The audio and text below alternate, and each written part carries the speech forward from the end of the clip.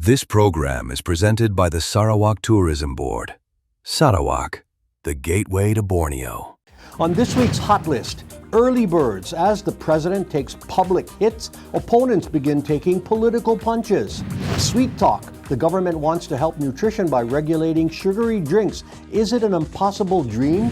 And feeling fine. Why Indonesia is rated the most optimistic country in the world.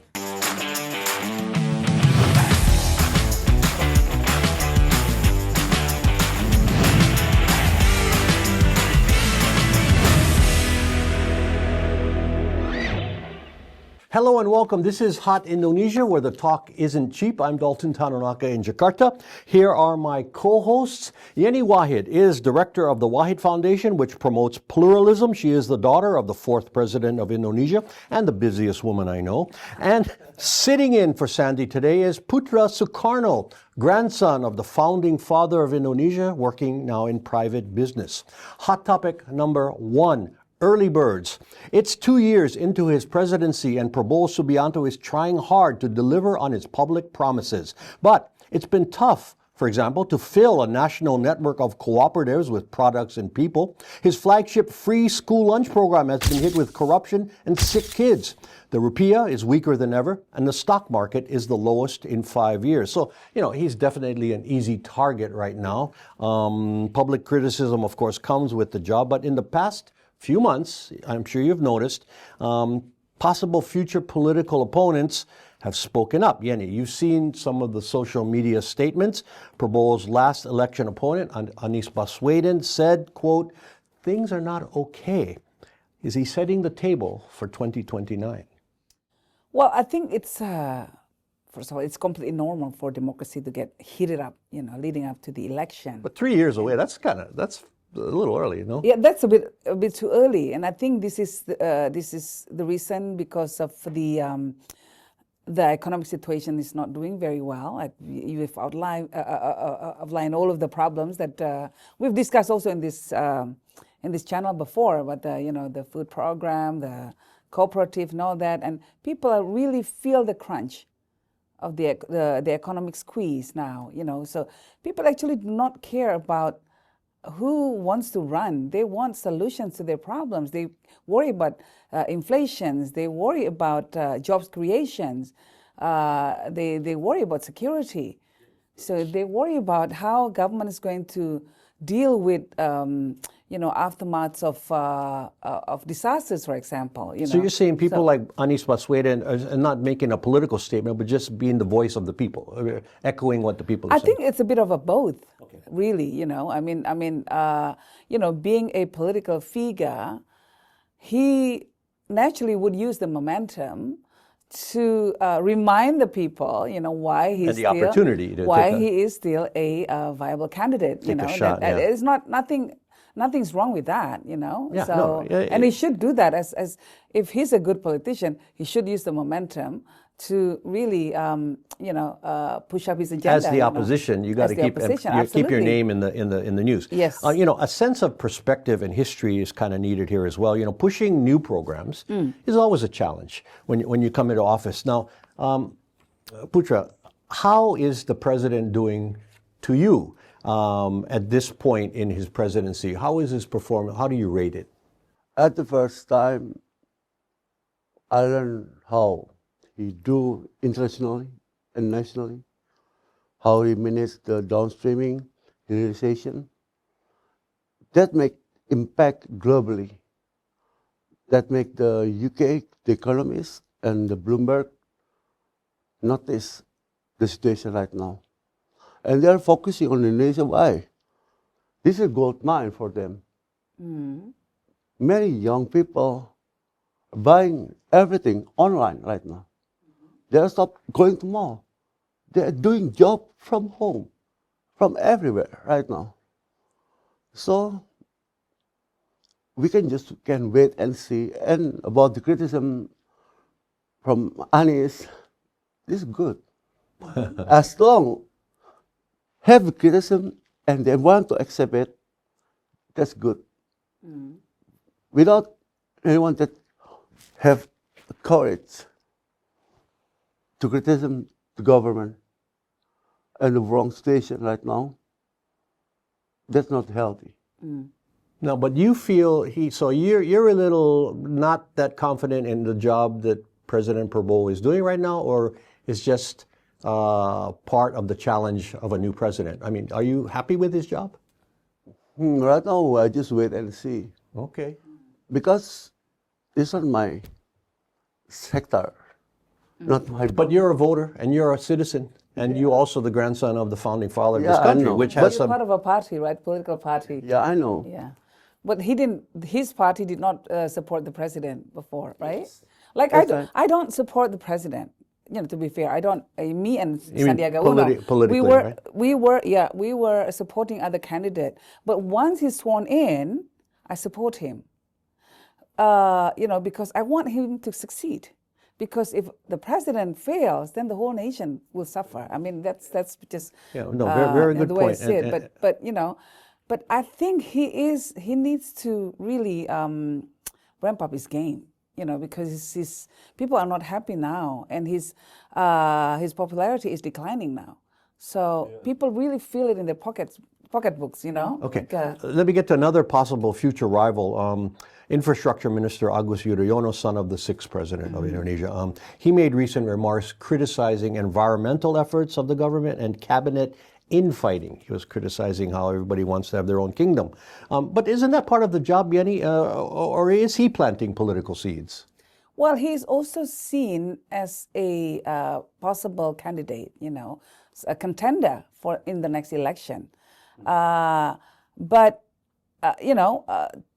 For a government minister, cabinet minister, to raise an issue, I think is very good, especially within his own portfolio.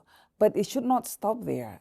You know, he should also offer some solutions. And he did. Oh, so you mean not just criticism, but... Not just criticism, because that's what people will judge him on. And also, you know, it's... He's in the government. He should be able to say to the president, do something. The problems. But analysts are saying that's kind of hurting your boss and criticizing your boss. Exactly.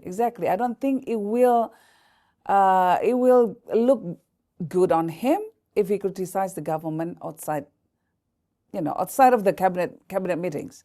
He should raise the concerns within the cabinet internally meetings. and not go public on it. Yeah, absolutely. Okay. Now, since we're talking about politics specifically, I want to ask you, Putera, are there others out there that you think could challenge Prabowo in 2029? I know it's 3 years away, but have you heard of or thought of any other names, like, for example, Gibran, the vice president, son of the previous president, or a dark horse like Obama? I have same.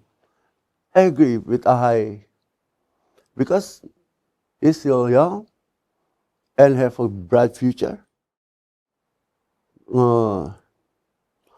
He's learning many things in military, and I think he can make it right to say. Okay, so you say he could be a good candidate, but are any other names that you heard of or think about that could be? Maybe Anis.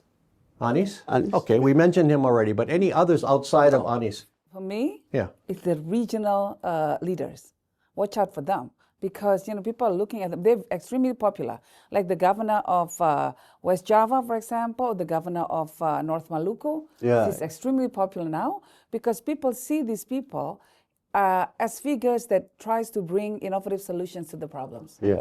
And working So for the look at people that. kind of Yeah. people. I mean, it was like Jokowi came out of nowhere from... Absolutely. Absolutely. Yeah. And like Obama was, I said earlier, like a dark Yeah, horse. absolutely. There may be a Absolutely. name that we don't even know right now that is being talked My about. neighbor, before, when he lived in Jakarta, he lived in our neighborhood. Yeah. Yeah, so he's my neighbor. Who? Obama. Oh, jeez. Of course. See, that's my claim. But my claim to you weren't fame. even born when he was in the Menteng, right? Yeah, but still. Yeah, you know. he was a kid. His statue remains there, but anyway, okay. Moving on. Hot Indo will continue shortly. Sweet Talk, is regulating sugary soft drinks possible?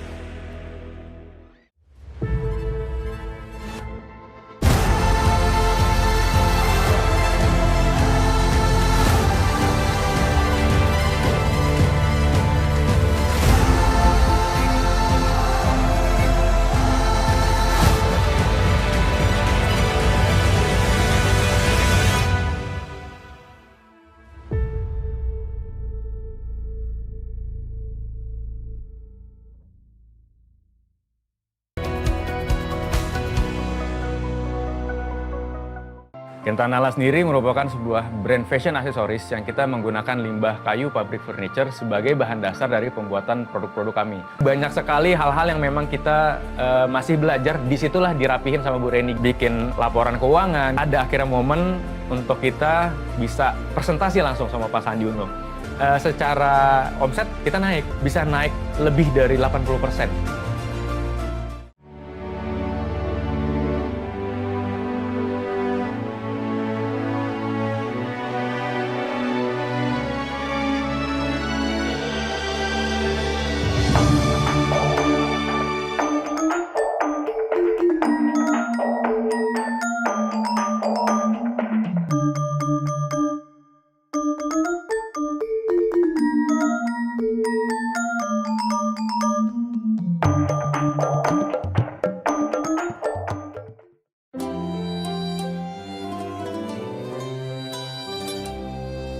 Everything is here, everything is yours, everything is Gapura Prima. Everything is here, everything is yours, everything is Gapura Prima. Everything is here, everything is yours.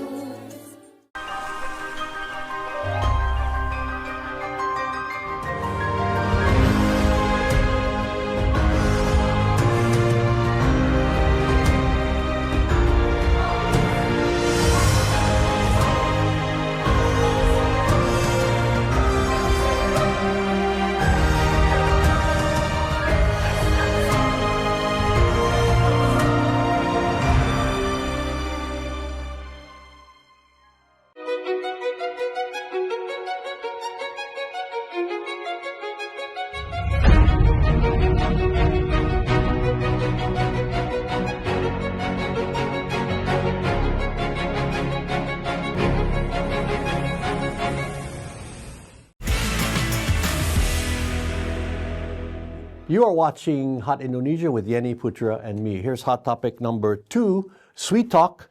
Like many government initiatives, the goal is noble. A health ministry policy issued in April requires specific labeling for sugar content of freshly made drinks such as coffee and juice. Officials want to cut down on costly diseases such as diabetes and kidney failure.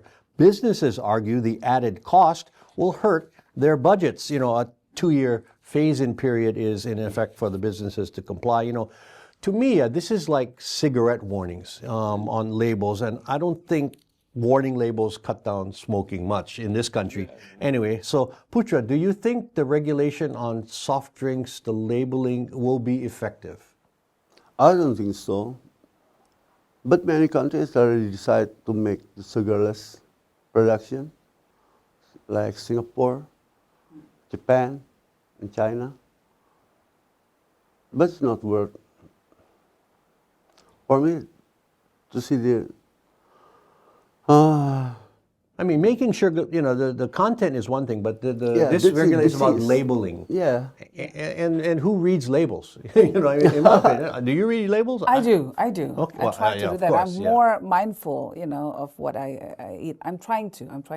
Okay, Not so all the Putera time. thinks it's not going to be effective. The government has addressed this issue for years now. Previously, they talked about a tax on sugary drinks, and I think that's more effective. There are more things about the tax and about maintaining the business in the healthcare system. Because the concerning of the World Bank system right now on that situation. Yeah, health and The nutrition. new disease, new kind of things will be happen in the future. A tax at least would be a more direct way of addressing this, right? You prevent people from drinking rather than having to read the label. Okay, I'm not going to drink this. I would actually use four different pillars to try to approach these problems, right? First one, information labeling is very important. Okay. People like me, we read the labels. Okay. And people need to be educated about what they are consuming. And so putting the content of sugar on the label is a good start. Yeah. Second one is campaign and awareness. This is even more important, I think. And the government can work with civil society organizations, with religious organizations. There's so many organizations, youth organizations, try to promote sports more and have all these influencers, all these football players to say the things, all these Less healthy- sugar. Less sugar Yeah. is better for your body. If you want to be like me, drink less sugar, stuff like that, right? Okay, that's 2. Yeah. The third one, of course, the incentive. That's also very important because you want to help companies that use less sugar in their products, and so that because they argue that their profits will be eaten away by using different ingredients, right? So you help them in that, subsidize or whatever, puts incentives or less tax. Okay. And then more tax, smart tax though, on Adding a few rupiah on a food, drink. Yeah. So, but it's not easy because if you're not careful about the tax, it will hurt the low income families because they consume lots of sugar for their daily Because calorie it's cheap. intakes. Yeah, because it's cheap. It's sustenance, daily sustenance. Exactly. Yeah. But business says, they will pass on the cost to consumers. But you hit it, Yenny. I think the answer is education. I mean, it goes from families, parents to restricting sugary drinks from their kids, or at least limiting it. That starts in the family, like any public issue. So, Very true. And public campaigns, as you said. So, it's impossible to regulate behavior, right, Putera? I mean, it starts at home, I think. Yes, of course. We must learn from German how they're shortening the time in the school and getting more time with the family, to more have responsibility to take care of their children. That's the good solution.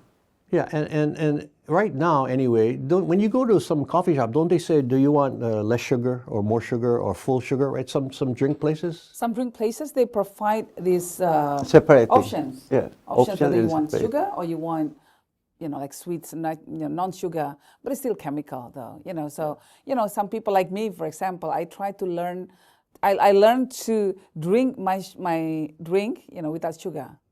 It's hard at first, it takes lots of getting used to it, especially coffee, right? It's just harder. But I use, other stuff like stevia, for example, just to get. Oh, you still need your sweetness, easing it, but not as much like before. But especially for Javanese in Indonesia, oh my God, we put everything. We put sugar in everything. Everything. You like The sweet things, right? No, even food. Even Heavy food. cream Food. and all that. Yeah. Heavy cream, sugar and spices, but sugar in everything. Sugar sweeten everything, not just the medicine. Yeah. Just a spoonful of sugar makes the medicine go down. That's the Our song. weekly song from Yenny, she's a Mary singer. Poppins. And again, I don't think people read labels, and I think they'll forget about it after a while. I don't know if you remember real quick, about 10 years ago, they wanted every motorcycle helmet to be registered with the government. They had a label on the back. Absolutely. And within a couple months, they forgot about it. So you don't need to register your helmet anymore, right? It's like this, to me. It's not impossible. We can regulate behavior, in my opinion. Okay. Look at for example, throwing garbages. Before Indonesia, people litter all the time, Yes. right? It's better now? Oh, it's much better, much better okay. than before. People did not queue before, but because of social engineering, in a way, like you talk to people who try to cut the lines, and then you shame them up. Okay, I've been here 20 years, and so then, I guess I do see some improvement, like exactly, over exactly. time. It's not impossible. But was it public shaming or government regulation? You cannot cut the line. You see what I'm saying? There's a difference. Both. Well, I think it's public shaming more. That's why awareness is key. So as far as labeling sugary drinks, I don't think it will work, like Putera said. I don't think it is the answer to this. But they're trying. They're trying to do something because health is the great. most important. Because Yeah. it costs Collective awareness is the key to solving this problem. If you are collective aware of the situation, and we, there you go. Yeah. And if it helps, Helps but also one keeping another. in mind the businesses that have to endure the cost of this. And let's see, I support it if they're trying to get Yeah. good health. Okay, more Hot Indo is ahead. Feeling fine, why Indonesians are the most optimistic people in the world.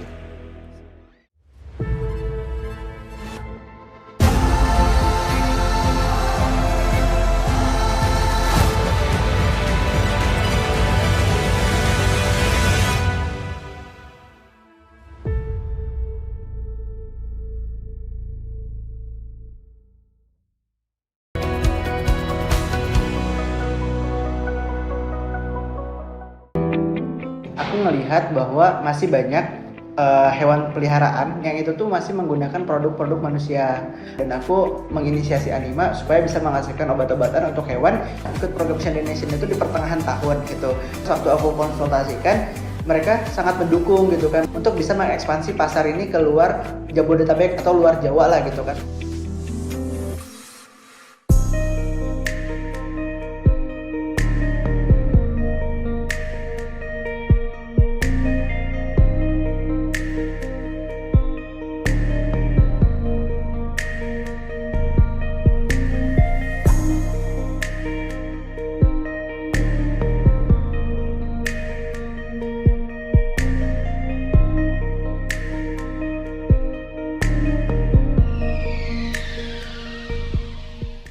Setiap organisasi memiliki potensi yang besar yang menunggu untuk dibangkitkan. Pradaim didirikan oleh para ahli bersertifikasi. Kami hadir untuk mengembangkan mindset dan keterampilan manusia dengan kurikulum custom, interactive learning, dan metode coaching yang relevan dengan kebutuhan perusahaan. Hasilnya adalah perubahan nyata dalam performa, komunikasi, dan budaya kerja. Paradigm. We don't teach, we educate. You're watching Hot Indonesia from Jakarta. Here's hot topic number 3, feeling fine. You know, we like lists, and a 2026 list by the Ipsos Global Survey rated the top 10 optimistic countries in the world. At number 10 in Asia was Malaysia. Thailand was number 4. And at the top of the list, Indonesia, with 90% of respondents feeling optimistic. Colombia and Chile were 2 and 3. You know, Ipsos cites strong public confidence in the economy, social progress, and improving living conditions. Yenny, is this justified optimism or just wishful thinking?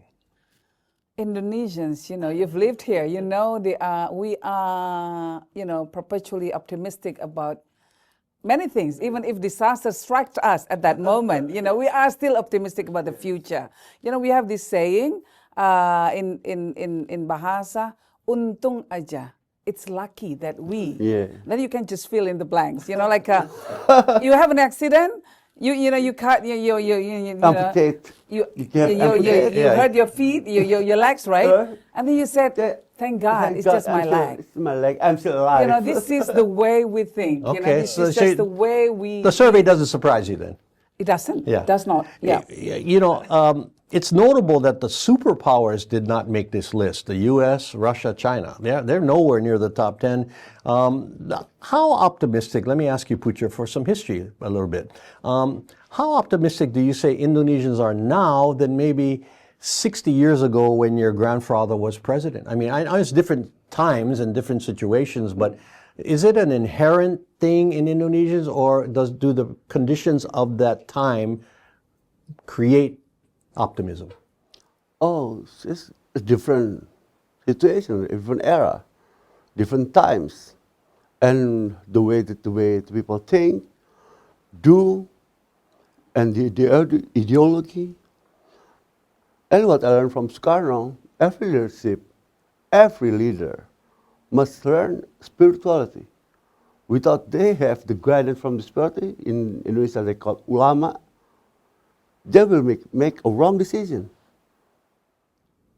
But I think during your grandfather's time, people were optimistic as well about the future because they gained independence. The future was wide open and bright, right? Many projects that Suharto is building is basically a project from Sukarno. Like Taman Mini before it's called Taman Bhinneka Tunggal Ika. But Bruin project is taken over by Suharto, and it's no problem with that. No problem with that. But as far as the general public, as their hopes for the future, I would think they're similar, although times are different, right? Mm-hmm.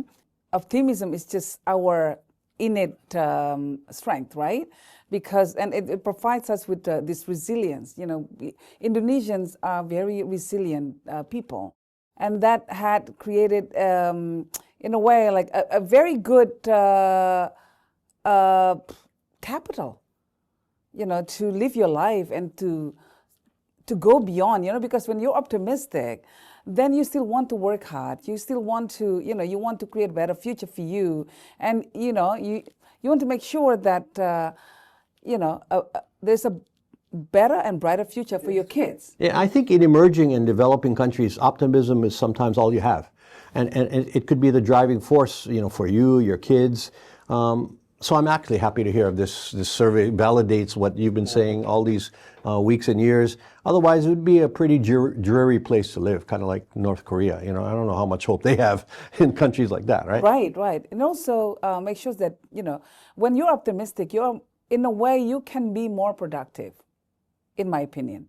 Because then, you still feel that your work matters. What you do, with your efforts in life still matters, because you want to see, again, better future. It creates more resilience, basically. Yeah, so Yenny's always an optimistic person. Are you an optimistic person? Yes, I'm very optimistic. And I'm very proud with my younger brother and sister that do many things right now. the next generation, The right? next generation. Okay. Because Hope is what keeps us alive, right? That's a song, isn't it? Exactly. I was waiting for that. That was, I'm not gonna sing I it, though. walked right into that one. Okay. It is feedback time now, and Phil in Texas posted this on Facebook about the law requiring 30% female candidates. The law should say that political parties must have 100% honest and qualified candidates. Yes, Phil, but hard to regulate that. And Mucha said this simply on Instagram, 2029, please, Ibu Yenny. Here's how to contact us with your feedback. Email at hotindo@theindonesiachannel.world or comment through our Hot Indonesia or Indonesia Channel X, Facebook, Instagram, and YouTube pages. Final words, Yenny. Well, I hope that the government will pay closer attention to food price stability. Many people are complaining that, the price of basic necessities are rising, like, for example, the price of eggs. And this is a source of protein, cheap, easily accessible, that many people can still afford. So if this price keeps going up, then many people will be affected. So this is very important. Please, anyone in the government, make sure that you deal with this. Inflation, yes. And final words, Putra. I just want to bring some quotes from President Soekarno. Dream as high in the sky, even if you fall, you will be among the stars. So, this government is decided by the young, not the old. They that have to carry and bring the solution to the problem that are already happening now in every sector. I hope you understand fully of that principle. Thank you. Yeah, great words. And my final words. The verdict came in, and the founder of the motorbike taxi service Gojek found guilty of corruption in a laptop purchasing project. Former Education Minister Nadiem Makarim sentenced to 10 years in prison, plus another 5 if he can't pay restitution of $45 million. Now, this has supporters and social media fans crying. Analysts say this case will keep private sector leaders from ever entering government. But the judges have spoken, and now the president must think very hard whether to offer clemency and release Nadiem as he has done with others before. And that is Hot Indonesia for this week. For Yenny Wahid and Putera Soekarno, I'm Dalton Tanonaka. Thank you for watching. Please join us again next time.